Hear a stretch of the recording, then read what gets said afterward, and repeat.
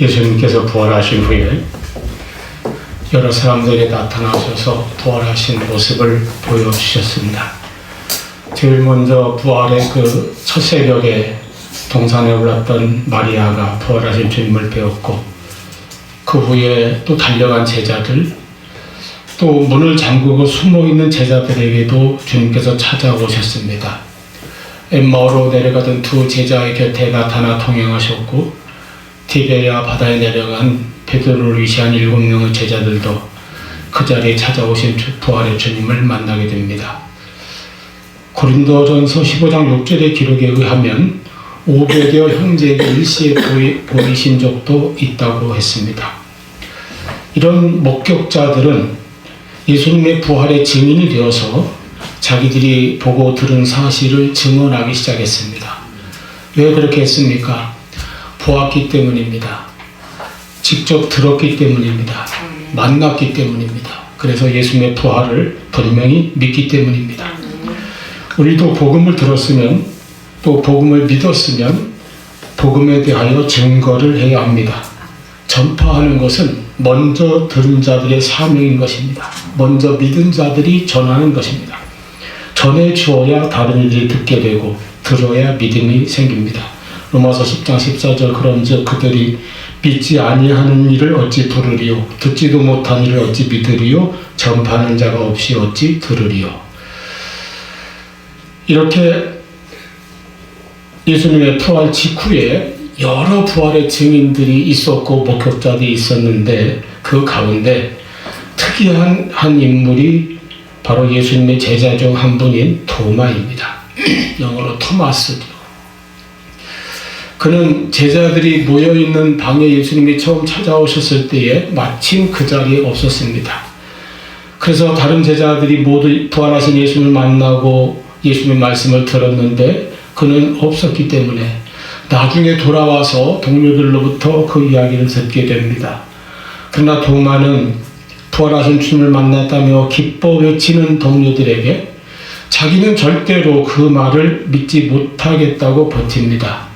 자기가 직접 주님을 배워야 하고, 심지어 주님의 손과 옆구리의 그 상처들을 만져보고 자기 손을 넣어보아야 믿겠노라고까지 말합니다. 그래서 그는 결국 의심 많은 제자 또는 의심 많은 도마라는 그런 별명을 가지게 되었죠. 어쩌면 성경의 인물 중 우리가 가장 닮은 사람을 꼽으라면 특히 도마가 아닐까 하는 생각도 듭니다. 우리도 보이지 않는 것을 믿기 힘들어하고 확실한 증거를 원하는 이와 같은 모습은 우리 현대 그리스도인들의 모습이기도 합니다. 현대인은 확인을 중요하게 여깁니다. 오늘날 그래서 증거의 시대라고 부르는 그런 말도 있죠. 매사의 데이터를 확인하고, 우리가 여러분 물건 하나를 사려고 때도 먼저 리뷰를 다 보고 확인해 보지 않습니까? 사용기도 보고 비교해 보고 선택합니다. 모든 것을 또 과학적으로 검증하려고 합니다. 그래야 마음이 안심이 된다는 것 같아요. 내가 보아야 믿고 믿어야 행동하는 전형적인 도마의 모습입니다. 물론 이런 태도도 중요하지만은, 그러나 이런 인간의 그 방법은 한계가 있습니다. 세상의 모든 일, 인생의 모든 일들이 다 그렇게 될 수 있는 것은 아니지 않습니까? 여러분 한번 생각해 보세요. 인생에서 많은 중요한 일들이 완전히 다 증명된 이후에야만 시작되고 진행되는 것은 아닙니다. 그 이전에 미리 시작된 일들이 얼마나 많이 있습니까? 예를 들어서 우리는 어떤 사람을 100% 완벽하게 다 검증한 후에야 비로소 사랑하지 않습니다. 불현듯 사랑이 시작되는 거예요. 얼마든지 그렇습니다. 연인이든 친구든 이웃이든 가족은 말할 것도 없죠. 미래가 완전히 보장된 후에야만 결혼하는 것도 아닙니다. 결과가 확실한 후에, 완전히 보장된 후에야만 젊은이들이 도전을 시작하는 것도 아닙니다. 신뢰와 확신은 불완전한 정보 속에서도 시작될 수가 있습니다. 믿음도 마찬가지입니다. 우리의 믿음은, 우리의 신앙은 확인 이후가 아니라 많은 경우에 때로는 확인 이전에 이미 시작된다고 하는 사실입니다. 여러분, 참된 신앙은 완전한 증거가 아니라 충분한 근거에서 시작된다고 하는 말이 있습니다. 우리 기독교 신앙은 물론 맹목적인 믿음은 아닙니다. 충분한 근거가 있죠. 예수님의 역사적인 존재, 십자가의 구속의 은혜 사건, 무엇보다 부활, 그리고 제자들의 변화, 성령 강림과 교회 탄생, 이 모든 것이 우리의 믿음을 뒷받침하는 충분한 근거입니다. 그리고 그것을 우리는 하나님의 말씀에서 계속 확인하고 깨닫고 발견하게 되는 것입니다. 도마의 불신앙과 의심을 양면의 이 측면에서 생각해 볼 수가 있겠습니다. 하나는 부정적인 모습이죠. 자기가 확인한 것만 참이요 진리라고 받아들이는 그런 편견입니다. 특히 오늘날 많은 사람들이 자기가 보고 싶은 것만 보고 믿고 싶은 것만 그렇게 보여주는 그 알고리즘의 시대에 우리가 살고 있습니다. 자기가 경험한 것에 익숙해져서 진리도 부정하고 오직 내가 느끼는 것만이 절대 기준이 되고 저마다 내가 느끼는 것만 맞다고 하는 그런 세상이 되어버렸습니다. 자기가 체험한 것이나 자기가 아는 것만을 받아들이며 사는 것은 인간 속의 뿌리 깊은 의심과 불신앙의 습성 때문입니다. 이런 자기 경험의 감옥에 갇혀 있기에 의심이라고 하는 것은 참된 신앙으로 나가는 데 방해가 되고 큰 걸림돌이 되기도 할 것입니다. 또 다른 한편으로 도마와 같이 이렇게 의심하는 이 태도가 또 무조건 다 나쁘고 잘못이라고 할 수는 없을 수도 있습니다. 의심이나 회의는 어떤 의미에서 더 좋은 신앙, 더 깊은 신앙으로 나아가는 과정이 될 수도 있습니다. 여러분, 그래서 의심이나 회의 자체는 죄가 아닙니다. 그 의심을 붙들고 하나님께로 더 가까이 나아가느냐 아니면 하나님을 등지고 점점 멀리 떠나느냐의 차이가 있을 것입니다. 우리가 진리를 사모하는 마음으로 정직하게 묻고 답을 추구한다면 그 중심을 주님께서도 아시고 우리의 의심도 붙잡아 주실 것입니다. 아멘. 어쩌면 도마는 대충 믿고 싶지 않았을지 모르겠어요. 남의 말에 의해서 그냥 자기도 동조하고 믿는 그런 신앙이 되고 싶지 않았는지 모르겠습니다. 주님의 십자가 앞에서 도망가고 숨고 했던 비겁했던 자신을 용서하지 못하는 그 마음의 상처를 가졌기에 이제 동료들의 말만 듣고 예수님의 부활을 선뜻 확신하고 받아들이기가 어려웠을 것입니다. 어떤 이 분위기에 휩쓸린 그런 신앙이 아니라 확실한 자기 자신의 내면의 만남과 체험을 통한 거기에서 오는 믿음을 원했는지도 모르겠습니다. 나는 보아야 믿겠다. 이 말은 단순한 의심이나 불신앙이라기보다는 철저한 확실한 믿음을 갈망하는 도마의 내면을 보여주는 모습일 수도 있겠다. 이렇게 해석이 됩니다. 오늘 말씀에서 중요한 것은 이런 다른 제자들과 도마의 실랑이가 아닙니다. 또 이 유명한 이야기에서 도마의 의심이 초점이 아닙니다. 바로 의심하는 그 도마를 위하여 8일 후에 주님께서 다시 찾아오신 부활하신 예수님의 은혜가 있었다고 하는 것입니다. 아멘. 그리고 그 주님께서 의심하던 도마를 어떻게 대하셨는가를 우리가 생각해 보면서 함께 은혜를 나누고자 합니다. 첫째, 예수님께서는 도마를 위해서 제자들이 모인 곳에 다시 한번 찾아오셨다고 하는 사실입니다. 여러분, 예수님은 이미 부활한 첫날, 바로 그날 저녁 때에 제자들이 모여있는 방에 찾아오셨었습니다. 19절이죠. 이날 곧 안식 후 첫날 저녁 때에 제자들이 유대인들을 두려워하여 모인 곳의 문들을 닫았더니 예수께서 오사 가운데 서서 이르시되 너희에게 평강이 있을지어다. 아멘. 두려워 숨어있는 제자들에게 부활하신 주님의 그 몸을 보여주시면서 평강을 베푸시고 축복하셨습니다. 그런데 똑같은 장소에 똑같은 제자들이 모여있는 그곳에 예수님은 8일 후 다시 오셨습니다. 그리고 제자들에게 선포하신 말씀도 똑같습니다. 26절이죠. 여드레를 지나서 제자들이 다시 집안에 있을 때에 도마도 함께 있고 문들이 닫혔는데 예수께서 오사 가운데 서서 이르시되 너희에게 평강이 있을지어다 하시고, 여러분 방금 전에 읽어드린 19절과 비교해 보십시오. 똑같은 말씀이지 않습니까? 딱 하나 다른 부분은 집안에 있을 때 도마도 함께 있고 이 한 구절이 들어가 있는 것이 달라요. 그리고 27절에 이어지는 말씀이 있습니다. 도마에게 이르시되 내 손가락을 이리 내밀어 내 손을 보고 내 손을 내밀어 내 옆구리를 넣어보라. 옆구리에 넣어보라. 이 말씀을 읽어보면요, 여러분 첫날, 부활절 첫날 저녁 때 제자에게 나타나시던 주님께서 8일 후에 똑같은 장소에 다시 한번 나타나셔서 같은 말씀을 하신 것은 바로 도마를, 8일 전에 없었던 그 도마를 만나시기 위함이 아닌가 하는 생각을 하게 됩니다. 이와 같이 8일 후 예수님은 도마를 다시 찾아주셨습니다.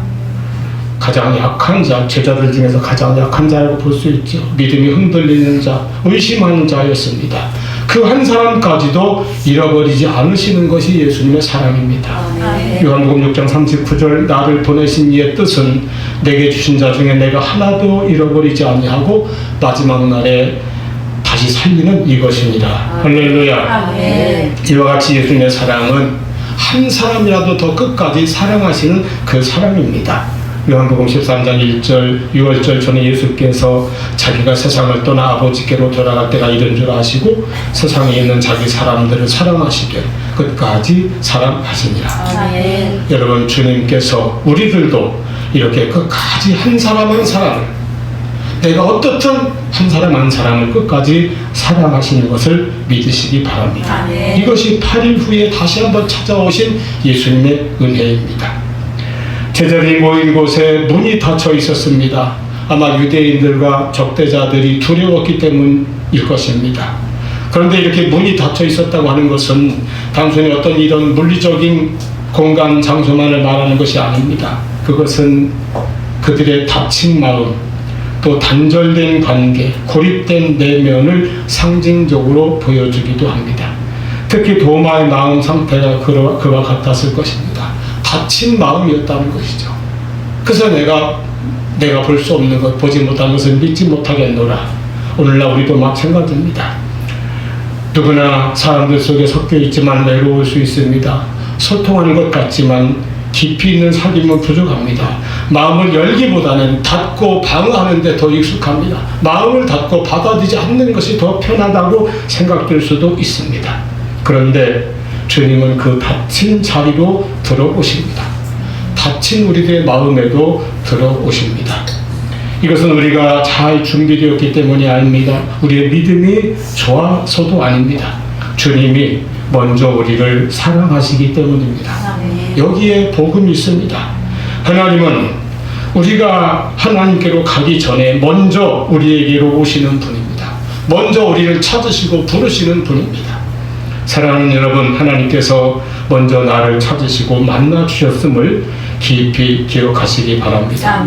지금 나의 마음이 또는 누군가의 마음이 굳게 닫혀 있다 해서 그 자체로 끝이 아닙니다. 그 자리에도 주님은 찾아오시는 것입니다.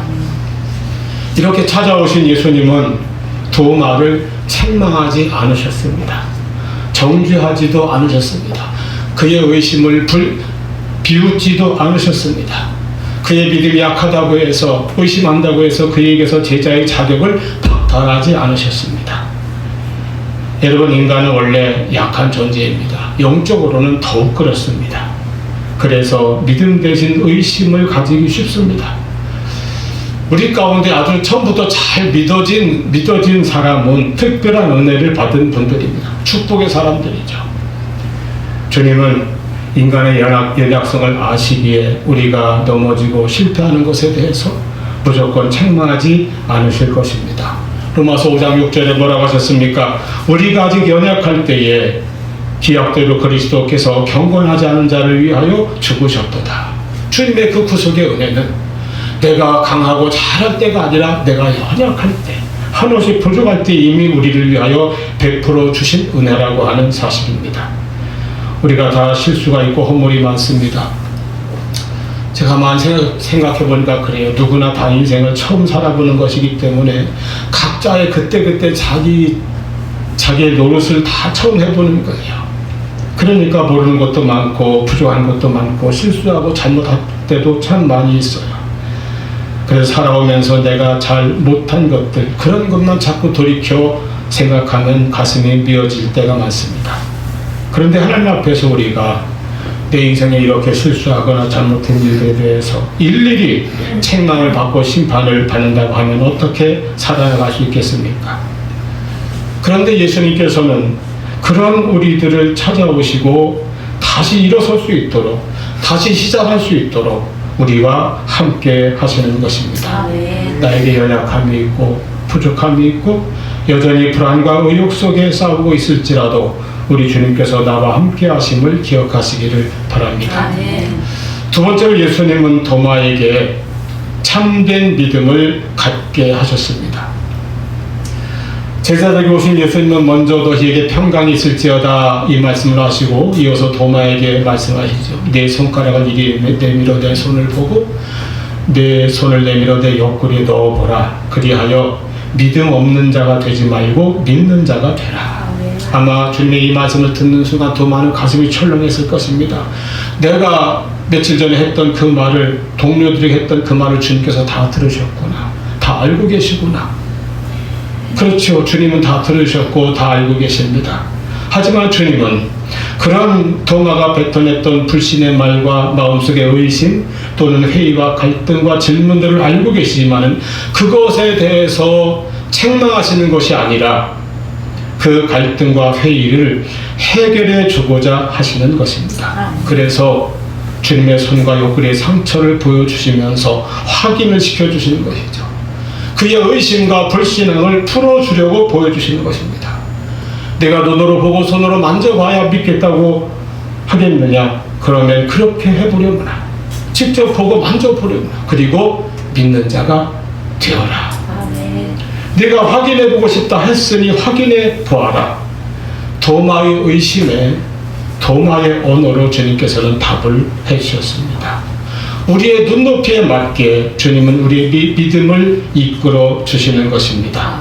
여러분, 나의 연약함, 나의 부족함, 나의 의심과 마음의 불안함까지도 감추지 말고 그러므로 주님 앞에는 다 내어놓으십시오. 주님께서는 다 받아주시고 우리를 붙들어 주실 것입니다. 이것이 8일 후의 은혜입니다. 예수님은 도마에게 자신의 못자국과 창에 찔린 옆구리의 상처를 보여주셨습니다. 왜 그 상처를 보여주셨을까요? 물론 도마가 보고 싶다고 봐야 믿겠다고 말했기 때문입니다. 그리고 그 상처는 예수님의 사랑의 증거이기 때문입니다. 그 상처는 우리들을 위한 구원의 대가이기 때문입니다. 부활하신 주님은 영광스러운 모습으로만 나타나신 것이 아니라 십자가의 그 고난의 흔적을 그대로 지닌 채 찾아오셨습니다. 이것이 내가 너희를 위하여 고난당했고 너희를 위하여 죽었고 너희를 위하여 피를 흘린 흔적이다. 나의 상처다. 주님의 상처는 우리에게 말하고 있습니다. 나는 너를 위해서 죽었고 지금도 너를 사랑한다. 사랑하는 여러분, 우리의 믿음은 감정이나 환경이 아니라 예수님의 이 십자가의 상처와 그리고 부활의 증거 위에 세워진 것입니다. 이제 도마는 주님 앞에 부르짖어 고백합니다. 28절, 나의 주님이시오 나의 하나님이시니이다. 여기서 나의 주님이라고 하는 이 주라고 하는 고백은 퀴리오스, 주인이라는 뜻입니다. 당시 노예가 주인을 향해서 또는 신하가 황제를 향해서 사용하던 칭호 중에 하나죠. 나의 주인, 나의 구원자이시고 그러므로 내 삶의 주인이요 왕이 되시는 주님이라는 뜻입니다. 그리고 부활하신 예수님을 향하여 나의 하나님이시라 이렇게 고백합니다. 이 놀라운 고백은 요한복음과 신약성경 전체를 관통하는 가장 위대한 신앙 고백 중에 하나가 되었습니다. 의심하고 방황하던 한 제자가 드디어 예수님을 주님으로, 왕으로, 그리고 하나님으로 고백하게 됩니다. 이 고백이 사실은 바로 이 복음서의 기도 목적이라고 하였습니다. 오늘 본문 바로 다음 절이죠. 요한복음 20장 31절. 오직 이것을 기록하면 너희로 예수께서 하나님의 아들 그리스도이심을 믿게 하려 하며 또 너희로 믿고 그 이름을 힘입어 생명을 얻게 하려 함이니라. 할렐루야. 이런 믿음에 도마는 도달하게 되었다는 것입니다. 특히 그는 말합니다. 나의 주, 나의 하나님입니다. 이것이 신앙의 생명입니다. 다른 사람의 신앙이나 다른 사람의 하나님이 아니라 십자가에 죽으시고 부활하신 주님은 바로 나의 주님이요 나의 하나님이라고 하는 철저한 개인적인 이 신앙의 고백, 나 자신의 고백인 것이죠. 내가 만난 하나님입니다. 내 삶의 주인이신 주님이십니다. 다른 사람이 믿는 예수님이 아니라 내가 믿는 예수님, 내 삶의 주인 되시는 예수님, 이 고백이 나의 진짜 신앙입니다. 여러분, 도마는 의심에서 끝난 사람이 아니라 이러한 철저한 깊은 믿음으로 나아간 사람이 되었습니다. 어디에서 이런 철저한 신앙의 고백이 우러나게 되었을까요? 그것은 주님과의 만남에서 나오는 것입니다. 주님이 찾아오셨고 주님을 배웠고 주님을 만났기 때문입니다. 참 믿음은 지식에서 나오는 것이 아닙니다. 어떤 환경이나 실험에서 나오는 것이 아닙니다. 증거에서 나오는 것이 아닙니다. 참 믿음은 주님과의 만남에서 나오는 것입니다. 나의 신앙 체험이 분명한 신앙이 되어야 한다는 것입니다. 예수님께서 찾아오셨기 때문에 그는 분명한 주님과의 만남을 체험하였습니다. 그리고 이 신앙의 깊은 경험 속에서 위대한 신앙 고백을 남기게 되었습니다. 이것이 다시 찾아오신 예수님의 큰 은혜입니다. 세 번째로 8일 후에 다시 찾아오신 부활의 예수님은 도마와 제자들에게 그리고 오늘날 우리들에게도 더 좋은 믿음, 더 복된 신앙에 대하여 가르쳐 주셨습니다. 29절이죠. 너는 나를 본고로 믿느냐? 보지 못하고 믿는 자들은 복되도다 하시니라. 도마도 또 그 이전의 다른 제자들도 사실 부활하신 예수를 만나본 모든 목격자들도 직접 만나본 영광을 누렸습니다.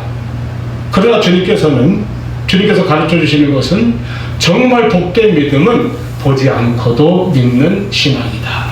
차원이 높은 것이죠. 예수 그리스도에 대하여, 예수님의 십자가와 부활에 대하여 사람들의 반응과 응답을 대략 세 가지 부류로 생각해 볼 수 있겠습니다. 편의상 그런 거죠. 하나는 보고도 믿지 않는 사람입니다. 당시 대제사장들, 바리새인, 서기관, 사두개인들, 또 로마인들, 이런 사람들이겠죠. 그리고 그들의 선동에 끌려다니던 무리들, 군중들. 또 하나는 이제 보고 믿는 사람들입니다. 예수님의 제자들, 많은 목격자들, 초대교회 성도들. 그리고 마지막 한 부류는 보지 않고도 믿는 사람들입니다. 바로 말씀을 통해서 믿는 것입니다. 성령의 역사와 인도하심에 따라서 믿음을 가진 사람들입니다. 바로 우리가 그런 믿음, 그런 신앙을 가져야 할 것입니다. 우리는 2000년 전 이 땅에 오셨던 예수님을 육신적으로 만난 적은 없습니다. 예수님의 상처를 직접 만져본 적도 없습니다. 어떤 주관적이고 신비한 체험을 누구나 다 하는 것도 아닙니다. 그러나 우리에게는 하나님께서 말씀을 주셨습니다. 복음을 주셨습니다. 그리고 성령께서 우리에게 오시고 역사하십니다. 그런 거로 우리는 부활의 예수님을 육신의 눈으로 보지 않고도 믿는 더 복된 믿음을 가지게 된 것입니다. 그것이 은혜요 기적입니다. 자신의 경험한 것만을 믿고 의심 속에 살았던 도마가 부활하신 예수님을 만나 의심이 확신으로 변화되었듯이 성령 안에서 말씀 따라 순종함으로 주님을 만나고 말씀 안에서 주님의 임재를 체험하며 말씀을 통하여 날마다 주님과 동행하며 살아가는 우리 모두가 될 수 있기를 축원합니다. 이제 여기 하나 덧붙여 말씀드리자면 이제 이후의 도마의 변화와 행적입니다. 부활하신 예수님과의 만남을 통하여 예수님의 그 사랑을 통하여 또 예수님의 말씀과 가르침을 통하여 위대한 신앙 고백에 이르게 된 도마는 이후 어떤 삶을 살았을까요? 신약 성경에는 물론 기록되어 있지 않습니다만은 정통한 초대교회 전승에 따르면은 예수님 12제자 가운데 그는 가장 멀리까지 복음을 들고 나아간 선교사 중 한 분이 되었습니다. 우리가 12제자의 그 선교와 그들의 순교를 대략적으로 알지요. 베드로는 로마에서 또 마테는 에디오피아에서 저마다 다 각각 선교하다 선교했습니다. 대표적으로 도마는 인도에 선교한 것으로 그렇게 알려져 있습니다. 오늘날도 남인도의 케랄라 지역에는 지금까지도 사도 도마가 와서 복음을 전했다고 하는 강한 전통이 남아있다고 합니다. 기록에 따르면 도마는 기원 후 약 50년경 인도에 도착해서 복음을 전하고 여러 교회를 세웠다고 합니다.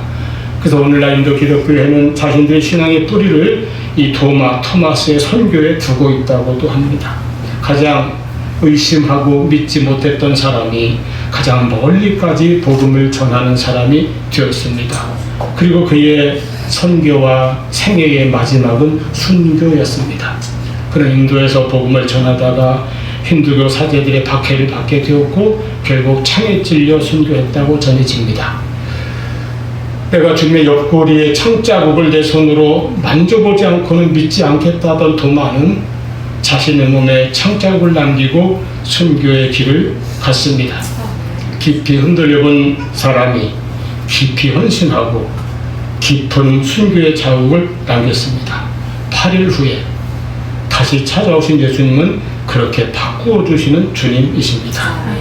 여러분, 지금 나의 모습, 나의 상태가 어떠하든 나에게 찾아오시고 만나주시고 붙잡아 주시는 부활하신 주님을 믿으며, 때로는 우리가 흔들리고 연약하고 넘어질지라도 그 모습도 사랑으로 안아주시는 예수님의 은혜를 깨닫고 체험하며 나를 위해 십자가에 죽으시고 부활하신 예수 그리스도를 나의 주, 나의 하나님으로 고백하며 나아가는 복된 신앙의 소유자들 다 되시기를 축원합니다.